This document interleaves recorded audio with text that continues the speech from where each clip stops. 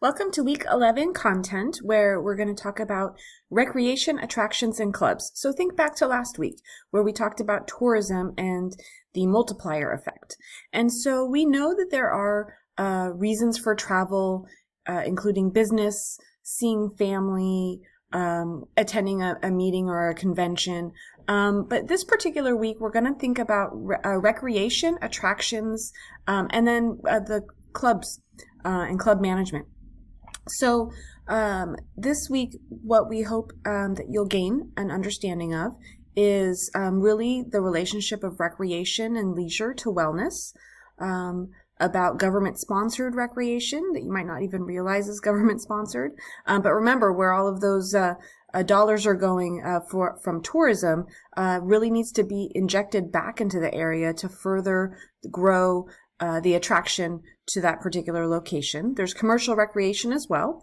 And then thinking about a country club and how that ties into what we've talked about already this semester.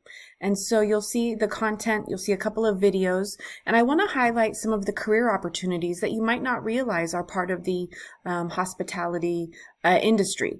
You know, thinking about 2 weeks ago when we talked about managed services and who's the operator that manages Yosemite, for example, and some of these other government-sponsored recreation situations, a park ranger as being a position or a job within the hospitality industry.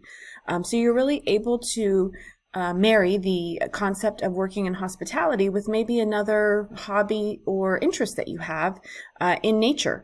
We're also going to think about commercial recreation and theme parks.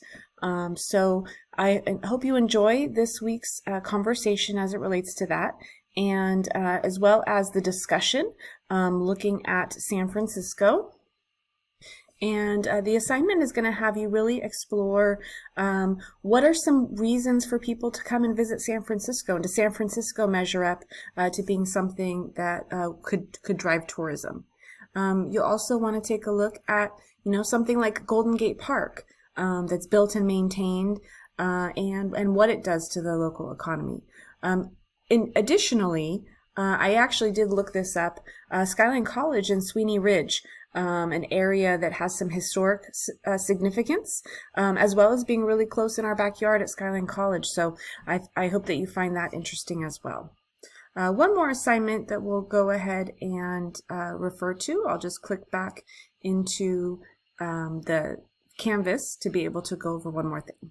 And I want to remind you of this semester-long project, if you will, or discussion on service evaluations. And so way back in week 1, we did think about what it was that was most important to us when evaluating service. And so this is different each semester for each class, because it's up to you and your content. But I'd love to hear your stories as it relates to service experiences that you've had, that think about how you would rate them from an availability standpoint, cleanliness, communication, efficiency, problem resolution, quality, consistency, reliability, responsiveness, staff attitude, staff knowledge. Was there a surprise and delight? Was there a variety of options? And would I recommend or go back? And so we're looking for you to share 4 stories and then also respond to some of your classmates as well. So please remember to log in often. It doesn't really take very long, and it can be any kind of service experience that you've had. It doesn't have to be in a hotel. It doesn't have to be in a restaurant. It could be a DoorDash experience.